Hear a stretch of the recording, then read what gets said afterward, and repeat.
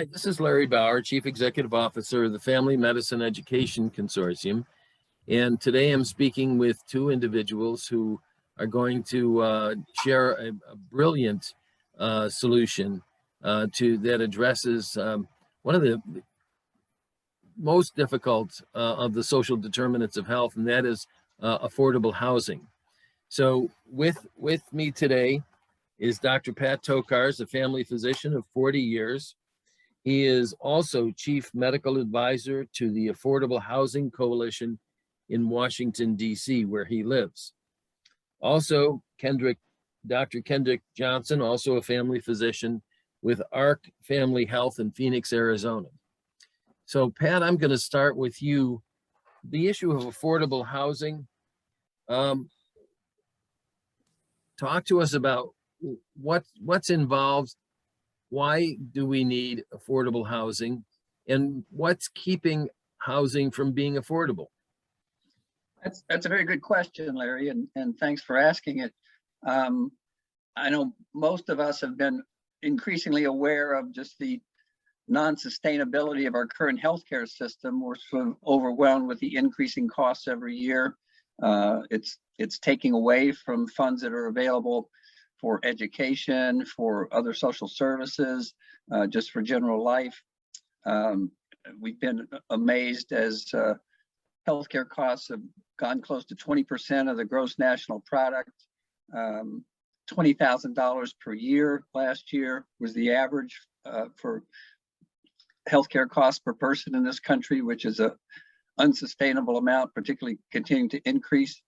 And by having discussions with a friend who was involved more in housing, I realized that there are very many parallels between the crisis in healthcare and the crisis in housing. In a similar way, the costs of housing keep going up in a non-sustainable way each year. COVID has certainly accelerated this process, but it's been trends that have been going on for many years. The cost to build housing goes up, the cost of materials goes up, and so the cost of buying a single family home keeps getting more and more out of reach for many people, just as health care security gets out of reach for many people. Some other parallels are that as the cost of single family homes goes up, more and more people are staying as renters. So for the first time in this country, we actually have more people renting than we do owning homes. And that has big implications in terms of the stability of the middle class. As you probably experience where you live, as older buildings are renovated and sort of updated, they're done so for the luxury class or the high-end renters, and there's very little that is being built for people who are what we call workforce housing. Workforce housing meaning the people who run our cities, the teachers, the firemen, the city employees, the average people who make a community are being forced out and having to drive much greater distances to commute to jobs in the unaffordable cities. So as we were talking, we thought, well, let's take a look at the source of these problems in healthcare and the source of these problems in housing and see if there's some overlap with some potential solutions. And so the exciting thing is John Romanin, who has been spearheading the Coalition for Affordable Housing for the last 20 years here in Washington, has come up with a whole list of ways to make housing more affordable, starting with decreasing the time it takes to get projects approved and the red tape involved to get projects up and running. But the biggest cost saving, which makes housing affordable, is incorporating prefabricated housing, which is very high end now. The technology is dramatically improved from what many of us might think it is, to where buildings can actually be constructed and high-end living experiences can be built in a matter of months rather than years. This dramatically decreases the cost of the final product. So as we were talking, I learned for the first time that one of the big expenses for landlords and property owners is the high cost of evictions. There's the legal process of evicting people, certainly the emotional and the psychological costs are very high for people being evicted, but also for the landlords. And then it's expensive to find people who can pay their rents and refill it, the building. So it turns out that by preventing evictions, we can make affordable housing much more profitable. And I think the solution, as we've learned, is that in this country, at least, something has to be profitable if it's going to grow. We have an overwhelmingly huge problem with housing becoming more and more expensive each year. Over 65% of people who rent actually are paying above 25% of their income for rent, which is sort of the definition of affordable. So the vast majority of people in this country would benefit from affordable housing.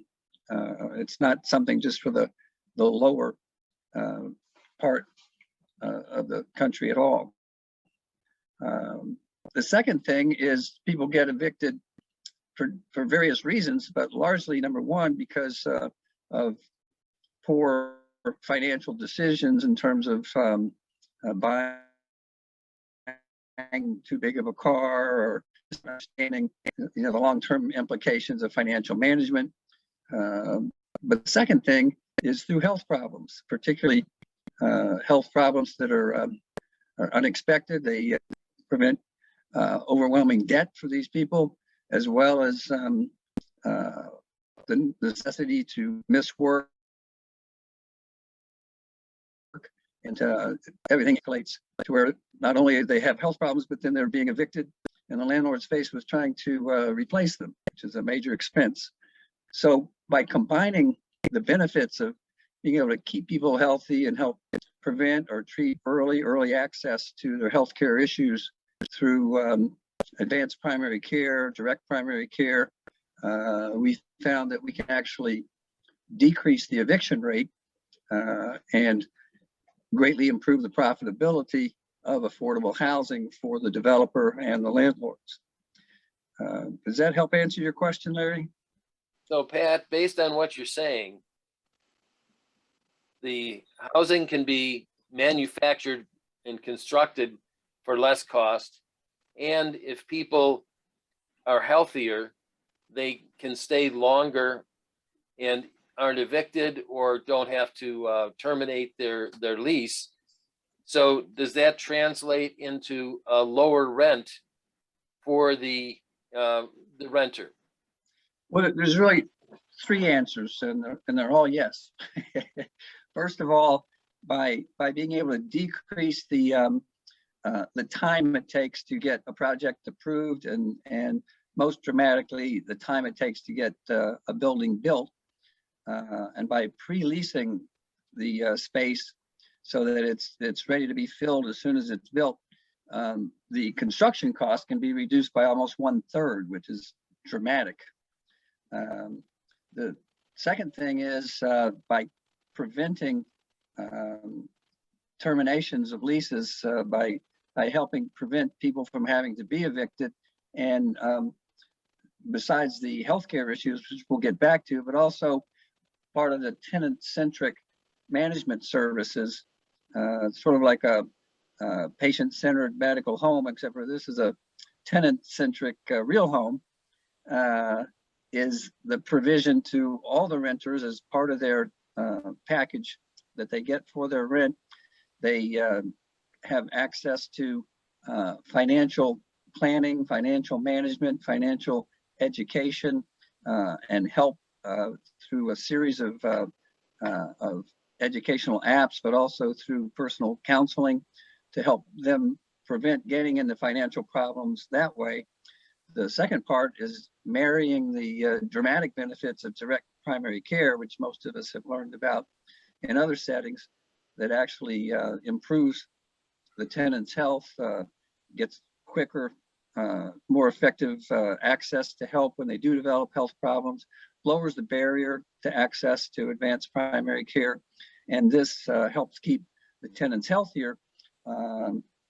So it's a synergistic situation where by providing access to good health care, it helps people stay in stable housing much more effectively and longer. And stable housing has been shown to be probably the primary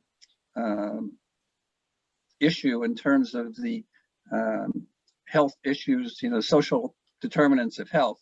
The difference between having stable housing and being homeless is just a huge change in terms of health status. And so this is where Kendrick comes in. Kendrick, do you want to tell us your portion of the story? Sure, I'd love to. And I'd like to address the point you make about the social determinants of health and the upstream way that direct primary care also can help keep people healthy.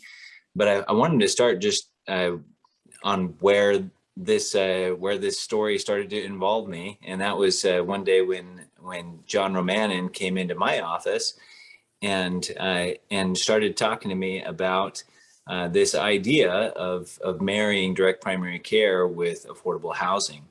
And I have to admit that my initial response was skepticism. And I think that those of you familiar with direct primary care can understand that many of us who went into direct primary care did so because we were unhappy with the large third parties, the powerful third parties that were getting in the way of the doctor-patient relationship. And so anytime somebody comes into my office and says, we want to be involved in the payment of healthcare, I'm ready to defend this doctor-patient relationship that I've worked so hard to preserve or restore in our practice. And so that was the case with John Romanin. Although he's immediately likable, I was ready to be very skeptical of anything he had to say when it came to adding another payer into the healthcare mix. So that was my first thought, and then the thing that really started to resonate with me was, as Pat mentioned, the social determinants of health, including stable housing, have long been understood to be some of the primary drivers of our health.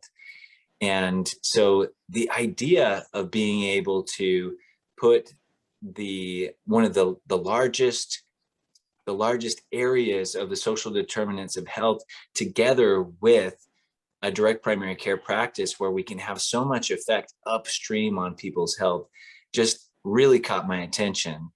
And lastly, when John Romanin helped me understand how important it was for the landlords, for those who have properties to rent, for those people who rent these properties from them to be stable financially, it clicked. I've spent much of the last 5 years trying to protect the financial well-being as well as the health well-being of my patients. And so it was obvious to me, from my experience in direct primary care, that I can be part of that, helping to stabilize the financial picture of the people who are renting these spaces, as well as the health picture, which then in turn keeps them in their apartments. It keeps them in their living spaces. And that helps to then contribute to continued lower rents, as well as high levels of occupancy, because they're getting a premium service in addition to their rent, which is this direct primary care service. So it makes sense. It's one of those things that two simple things combined becomes a new and glorious new thing that can really make a difference. So I'm excited about the potential for really helping to align the financial incentives of those who are landlords with the well-being of the patient and those who are renting. And in terms of the doctor-patient relationship, Kendrick, how does that affect? Does it detract from the doctor-patient relationship? I think you always have to question what is going to happen to the doctor-patient relationship when there's another payer involved. You have to ask yourself, what are going to be the financial incentives of that payer? And in the case of insurance, the way that our insurance system has been structured or has evolved with heavy government influence, it's evolved to a place where there is financial incentive in most cases for the cost of healthcare to go up. And so that's the system that we're dealing with today. And so, yes, I am wary of any third party that is involved in the payment of healthcare. But compared to the perverse financial incentives that exist in much of the system, there is actually an opportunity here to align the positive incentives to keep people well. The bottom line raising incentive for the landlord to have their tenants be well and out of financial trouble is also a tool that can be used, a tool that may be in some ways superior to a patient's own payment for their own health care, because patients tend to think about their health care in terms of getting out of pain and their short-term needs, whereas those who are looking at the needs of a population think more long-term, which provides an incentive for us as direct primary care providers to work with population health and statistics to do the things that make sense over a long term, keeping people well. That involves screening as well as education on how you can stay well, how you can prevent 80% of the major diseases that we're dealing with that have been shown to be preventable with lifestyle alone. So it occurred to me that for some people, they avoid going to the doctor because they can't afford it. And they worry about, they have to put food on the table or go to the doctor. So they end up getting sicker because things progress before they finally have to make a decision, and then perhaps end up in the emergency room. When their doctor, they don't have to worry about paying their doctor because it's part of their rent, it's part of the package of services that they are paying for. They may be more likely to get early intervention and to get some of the preventive screening. And we're already seeing that in all kinds of settings with direct primary care, whether it's paid for by the individual or by an employer.